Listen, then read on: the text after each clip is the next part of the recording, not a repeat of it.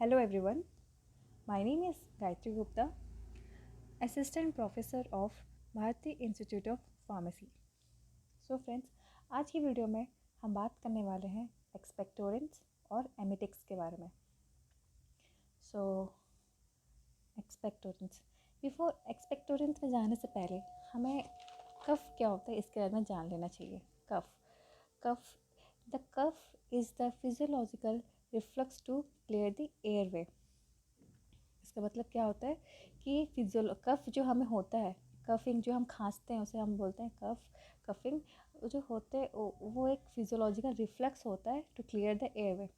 अच्छा ठीक है, कफ हमें कब होता है? जब हमें लगता है कि हमारे गले में कुछ फंसा हुआ है या कुछ, तो उसको हमको जस्ट क्लियर आउट करने के लिए हम खांसते हैं. तो क्या होता है कि उस जिस वजह से एक खांसने की वजह से एक फिजियोलॉजिकल रिफ्लेक्स होता है जिसके कारण वहाँ पे एक हमारा जो क्लियर हो जाता है हमारा एयरवे, जिसके थ्रू हम ईजिली सांस ले सकते हैं. Next point, it will help to repel the irritant material from the respiratory tract. Okay, अगर हमारे रेस्पिरेटरी ट्रैक्ट में कुछ ऐसा इरिटेंट मटेरियल हो जो हमको बहुत अनईजी सा फील करा रहा है, तो खांसने के बाद हमको बहुत रिलैक्स लगता है कि हाँ वो हट गया हमारे रेस्पिरेटरी ट्रैक्ट से. इट हेल्प्स टू एक्सपेल, मतलब बाहर निकाल देता है irritant material from the respiratory tracts. Okay, अब ये कफ कैसे होते हैं? कब होते हैं हमें? जैसे अगर हमको इन्फेक्शन हो गया तो होते हैं. इरिटेशन हो रही है, जैसे हमने देखा कि इरिटेंट मटेरियल होने के कारण खांसी होती है. इरिटेंट बॉडी सिक्रेशन, मतलब हमारे बॉडी के अंदर जो फ्लूइड सिक्रेशन होता है अगर वो रिटेंड हो जाएंगे तो होते हैं. Presence of foreign bodies block the airway, अगर फॉरेन पार्टिकल्स अगर हमारे बॉडी में घुसते हैं और वो हमारे एयरवे को ब्लॉक कर देते हैं तो कॉज होते हैं ये सारे खांसी के. कैसे होता है खांसी? By stimulating the nerves ending in the respiratory track.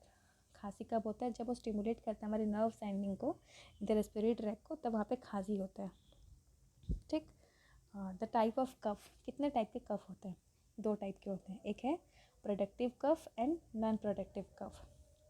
Productive cough मतलब क्या होता है? Produce sputum. And non productive cough मतलब होता है यहाँ पे स्पूटम पैदा नहीं होता है, जिसको भी हम कहते हैं इरिटेंट कफ. अच्छा ठीक है, प्रोडक्टिव कफ मतलब क्या होता है? कफ वाली खांसी, जब हमारे अंदर एक स्पूटम. अच्छा ठीक है, अब हम जानते हैं स्पूटम क्या होता है, इसके बारे में समझते हैं. स्पूटम एक सब्सटेंस है जो हमारे बॉडी को प्रोटेक्ट करता है. कैसे? जैसे हम सांस लेते वक्त हम हवा को अंदर लेते हैं. हवा में क्या होते हैं? बहुत सारे छोटे छोटे डस्ट पार्टिकल्स होते हैं. और जो ये स्पूटम होते हैं ये ना स्टिकी होते हैं बाय नेचर, मतलब चिपचिपे होते हैं. तो जैसे हम जब सांस लेते हैं, ये स्पूटम हमारे एयरवेज में प्रेजेंट होते हैं. जब हम सांस लेते हैं तो स्पूटम स्टिकीनेस के नेचर के कारण जब हवा में छोटे छोटे डस्ट पार्टिकल्स अंदर घुसते हैं तो वो स्पूटम के मदद से डस्ट पार्टिकल्स में चिपक जाते हैं. तो वो डस्ट हमारे बॉडी के अंदर में जाने नहीं देते हैं, हमारे ब्रोंकियल में नहीं जाने देते. इनका रोल यही होता है कि वो प्रोटेक्ट करते हैं हमारी बॉडी को. बट जो स्पूटम है वो तो प्रोड्यूस हो रहे हैं, कब होता है? इन्फेक्शन पे या मौसम बदलने पे प्रोड्यूस हो रहे हैं. लेकिन इनकी मात्रा अगर एक टाइम में इतनी बढ़ जाती है कि या ये वह हमारे बॉडी के में सूख गए हैं, तो हम इसे बाहर कैसे निकालेंगे? हम तो बाहर निकाल नहीं पा रहे हैं ऐसे, मतलब सूख गया अब हमारे बॉडी में, हम उसको बाहर नहीं निकाल पा रहे. तो उसके लिए हम क्या करते हैं? उसके लिए हम एक्सपेक्टोरेंट लेते हैं. अब यहाँ पे आया एक्सपेक्टोरेंट का रोल क्या होता है. तो समझ रहे होंगे आप कि स्पूटम ये होता है कफ होता है हमारे बॉडी में, रेस्पिरेटरी ट्रैक में, लंग्स में. ये फंस के होते हैं जो सूखे स्पूटम्स होते हैं, उनको मतलब निकालने में मदद करता है एक्सपेक्टोरेंट. और जो ये नॉन प्रोडक्टिव कफ है ये ड्राई कफ होता है, जो हमें खासकर इरिटेशन होती है, जलन से होती है, उसका हम बोलते हैं ड्राई कफ या फिर नॉन प्रोडक्टिव कफ. तो अब हम देखते हैं एक्सपेक्टोरेंट क्या होता है. These are the agents which enhance the secretion of sputum from trachea, bronchi or lungs, and hence they are used in the treatment of cough. अब इससे हम क्या समझे हैं कि एक्सपेक्टोरेंट जो एजेंट है ये क्या करता है? हमारे बॉडी में सिक्रेशन बढ़ाता है, सिक्रेशन ऑफ स्पूटम बढ़ाता है. क्या होता है कि देखो ऑलरेडी तो वहाँ पे जमे हुए हैं, अब उसको निकालेंगे कैसे? वहाँ पे क्या करता है एक्सपेक्टोरेंट, और उनकी सिक्रेशन बढ़ा देता है, जिसके कारण जो उनकी पहले से जो जमी हुई स्पूटम है उसकी विस्कोसिटी को कम करता है और उसको बाहर निकालने में मदद करता है. कि कहाँ से, फ्रॉम हमारे ट्राकिया से, जो हमारे airway liner trachea bronchi lungs से वो निकालने में मदद करता है. और they are also defined as the agent that facilitates the removal of bronchopulmonary mucus secretion membrane. और हम इसे कह सकते हैं ये फैसिलिटेट करता है removal of bronchiopulmonary mucus secretion membrane. Next, अब इसका क्लासिफिकेशन देखते हैं. Classification of expectorant based on mechanism of action which is MOA that are categorized into two types. एक होते हैं sedative expectorant and second is stimulant expectorant. Sedative expectorant क्या होता है अब देखते हैं. These are stomach irritant which are able to produce their effect through stimulation of gastric reflux. Okay. तो ये यहाँ पे क्या हो रहा है, ये गैस्ट्रिक रिफ्लक्स को स्टिमुलेट करते हैं, या फिर इनको हम कह सकते हैं स्टोमक इरिटेंट के रूप में ये काम करते हैं, जिसकी वजह से क्या होता है ब्रोंकियल सिक्रेशन इंक्रीज़ होता है. ओके. जब हम आपके गैस्ट्रिक रिफ्लक्स को हम बढ़ा देंगे या गैस्ट्रिक लाइनिंग में इरिटेशन करवाएंगे, हाँ ना, ठीक है, गैस्ट्रिक लाइन समझ रहे हैं ना, गैस्ट्रिक लाइन में अगर इरिटेशन करवाएंगे तो वहाँ पे ऐसा लगेगा कि कुछ फंसा हुआ है, तो उसको बाहर निकालने के लिए निकालना है तो ब्रोंकियल सिक्रेशन क्या होगा वहाँ पे इंक्रीज़ हो जाएगा. इसके थ्रू भी हम मतलब एक्सपेक्टोरेंट मतलब यूज़ कर सकते हैं स्पूटम को बाहर निकालने में. For example bitter drugs as Epica, Seneca and compounds such as antimony, potassium tartrate, ammonium chloride and potassium iodide. ये कुछ एग्जाम्पल्स हैं जो सीडेटिव एक्सपेक्टोरेंट की तरह काम करते हैं. Next is stimulant expectorant. Stimulant expectorant क्या होता है? Expectorant which brings about stimulation of secretory cells of the respiratory tract directly or indirectly. Since this drug stimulates secretion, more fluids get produced in respiratory tracts and hence sputum is diluted. Okay.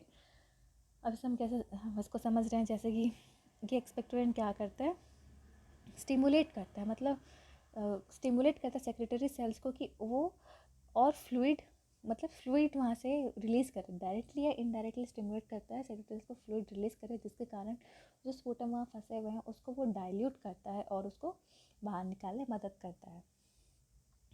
ठीक है, एक example हम बता सकते हैं, जैसे कि एक हनी का डब्बा हुआ, शहद, जैसे हम शहद कहते हैं, शहद का डब्बा है, उसमें हम मतलब बहुत अमाउंट ऑफ हनी अब उस डब्बे में बची हुई है, तो अब उसको हम कैसे निकालते हैं, थोड़ा सा पानी डाल के उसको थोड़ा सा पानी डाल के क्या करते हैं उसकी विस्कोसिटी को कम करते हैं, जिससे कि वो आसानी से वो डब्बे से बाहर आ जाता है.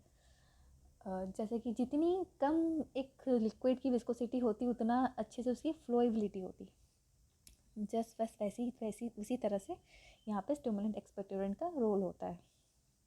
सुना है? हम जाते हैं नेक्स्ट. ओके. अब हम इसके एक कंपाउंड के बारे में पढ़ेंगे जिसका नाम है पोटेशियम आयोडाइड. इसमें ऐसा कुछ समझने वाली चीज़ें नहीं है, ये सारी चीज़ें याद करने वाली चीज़ें हैं. जिसका पोटेशियम आयोडाइड का मॉलिक्यूलर फॉर्मूला होता है Ki, मॉलिक्यूलर वेट होता है 166 ग्राम, सिनोनिम होता है 40 day and kali iodium. Standards क्या होता है, it contain not less than 99% potassium iodide with reference to a dried basis. MOP method of preparation. Potassium iodide दो मेथड से बनते हैं, एक लेबोरेटरी मेथड और एक इंडस्ट्रियल मेथड. तो हम देखते हैं अब लेबोरेटरी मेथड में क्या होता है. Prepared by treating slight excess of iodine with a hot aqueous solution of potassium hydroxide. The pale yellow solution is evaporated to dryness and residue is heated with charcoal to reduce iodate to iodine. Okay. यहाँ पे step 2 step में काम हो रहा है. यहाँ पे step 1 में क्या हो रहा है, पोटेशियम हाइड्रोक्साइड के साथ रिएक्ट करते हैं हम आयोडीन के साथ रिएक्ट कर रहे हैं, जिससे हमें मिलता है पोटेशियम आयोडेट मिल रहा है, और पोटेशियम आयोडेट प्लस वाटर 3 चीज़ें मिल रही हैं. वाटर यहाँ पे अलग हो जाती हैं. फिर हम क्या करते हैं, जो पोटेशियम आयोडेट हमें मिला है उसको हम रिएक्ट करवाएंगे चारकोल के साथ. नेक्स्ट स्टेप में क्या हो रहा है, पोटेशियम आयोडाइड को हम चारकोल के साथ रिएक्ट करा रहे हैं. चारकोल के साथ रिएक्ट कराने के बाद फिर हमें मिलता है पोटेशियम आयोडाइड और CO गैस बाहर निकल जाता है. इस तरह से हम लैब मेथड बनाते हैं, तो स्मॉल स्केल मेथड होता है ये पोटेशियम आयोडाइड बनाने का. Next step is industrial method. It can be prepared by using potassium carbonate and iron filling. Iron filling are agitated in the iodine solution to form ferroferric iodide, which on further boiling with concentration solution of potassium carbonate gives potassium iodide. Okay यहाँ भी 2 step में काम हो रहा है. पहले step में क्या हो रहा है, आयरन जो है, आयरन रिएक्ट करते हैं आयोडीन के साथ, तो हमको फर्दर मिलता है फेरिक आयोडाइड मिल रहा है यहाँ पे. ठीक है, सिंपली हम समझते हैं, वो थ्योरी पार्ट में थोड़ा एलैबोरेट करके लिखा गया. हम बेसिकली रिएक्शन देख के हम समझते हैं आयरन का रिएक्ट कर रहे हैं आयोडीन के साथ, तो हमको मिल रहा है फेरोफेरिक आयोडाइड. फिर हम फेरोफेरिक आयोडाइड को रिएक्शन करेंगे पोटाशियम कार्बोनेट के साथ, तो फर्दर हमें आगे देगा ये पोटाशियम आयोडाइड, हमें यहाँ पे मिल जाएगा. ठीक, अब हम आगे इसको देखते हैं. Physical property. White granular powder. ये वाइट ग्रैनुलर पाउडर के होते हैं, वाइट कलर के होते हैं, पाउडर फॉर्म में होते हैं ये. Slightly hygroscopic in nature. Okay, hygroscopic क्या होता है यहाँ पे, हाइग्रोस्कोपिक का मतलब होता है it tends to absorb moisture from the air. ये ऐसे मटेरियल मैटर होते हैं जो वो सराउंडिंग हमारे एनवायरनमेंट से ये मॉइस्चर एब्जॉर्ब करते हैं ये. Next is taste in saline and slightly bitter होते हैं. टेस्ट सलाइन जैसा होता है और स्लाइटली बीटर टेस्ट के होते हैं. Soluble in water, glycerine and alcohol. ये सॉल्युबल होते हैं वाटर में भी, ग्लिसरीन में भी और अल्कोहल में भी. इनकी सॉल्युबिलिटी बहुत अच्छी रहती है. On exposure to air in become yellow colour. Okay, अगर ये कंपाउंड वाटर एयर के एक्सपोजर में आएंगे तो ये येलो कलर के बन जाएंगे. Chemical property. When with silver nitrate it gives yellow precipitate of silver iodide. अच्छा ठीक है, अब हम यहाँ पे अगर पोटेशियम आयोडाइड का रिएक्शन कराते हैं सिल्वर नाइट्रेट के साथ, तो हमें मिलता है silver iodide but potassium nitrate, जो कि नाइट्रेट पार्ट बाहर निकल जाता है. फिर आता है नेक्स्ट रिएक्शन इसका, iodine ion gets oxidized to iodine when treated with oxidizing agent. Same वही चीज़ है. आयोडीन गेट्स ऑक्सीडाइज करता है आयोडीन के साथ विथ ऑक्सीडाइजिंग एजेंट. कहता है identification test for identification. It gives the, जब हम इसका आइडेंटिफिकेशन टेस्ट करेंगे तो हमको क्या देगा ये, it gives the reaction of potassium and of iodide. Test for purity, it is tested for arsenic, heavy metal, barium sulphate and loss on drying. Test of purity हम ऐसे करेंगे. Storage condition, it should be stored in well close container. जैसा कि हमने आगे देखा कि ये हवा के कांटेक्ट में आके इसकी प्रॉपर्टी हो जाती है, हाइग्रोस्कोपिक नेचर है, मतलब ये वाटर सेंसिटिव है, मतलब मॉइस्चर सेंसिटिव होते हैं. तो इस तरह के कंपाउंड को हम क्या करेंगे, हम एयर टाइट कंटेनर और वेल क्लोज कंटेनर में हम रखेंगे, जिसके कारण वो किसी के कांटेक्ट में ना आए.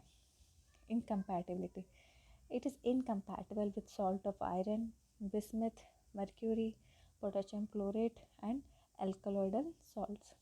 ये जो है इनकम्पैटिबल मतलब उनकी प्रॉपर्टीज़ नहीं मिलती, नहीं जमती, मतलब उन लोगों की नहीं बनेगी. इट इज़ इनकम्पैटिबल होते हैं किसके साथ, salt of iron, bismuth, mercury, potassium chlorate and alkaloidal salts. Uses as an expectorant. ठीक है, एक्सपेक्टोरेंट की तरह ये ऑफकोर्स ये काम करते हैं. Potassium iodide act as source of iodine and potassium. Iodine और पोटेशियम के सोर्स हैं ये, जिसकी वजह से हमको आयोडीन और पोटेशियम की कमी पूरी होगी. Use to treat goiters. Goiter क्या होता है, गोइटर क्या होता है, ये एक बीमारी है जो कॉज होती है due to lack of iodine. Iodine की कमी से हमको ये डिजीज़ होती है, जिसको कि ये ट्रीट कर सकता है हमें पोटेशियम आयोडाइड. कहता है use as saline diuretics. Okay, इसमें क्या होता है, यूरिन सिक्रेशन को बढ़ाने में भी काम आता है ये, क्या, potassium iodide. And last one is as anti fungal agent in veterinary practice. Okay, ये एंटी फंगल एजेंट की तरह भी काम करेगा ज़्यादातर के कहाँ, वेटरनरी प्रैक्टिस। तो वेटरनरी प्रैक्टिस क्या होता है, medicine which are use to treat diagnosis in the injury of animals. Animals की इंजरी या किसी में भी काम आने वाले एजेंट मतलब वेटरनरी प्रैक्टिस बोलते हैं। और anti fungal agent veterinary practice में ज़्यादातर यूज़ होता है पोटेशियम आयोडेट का। ठीक है, वो दैट्स इट।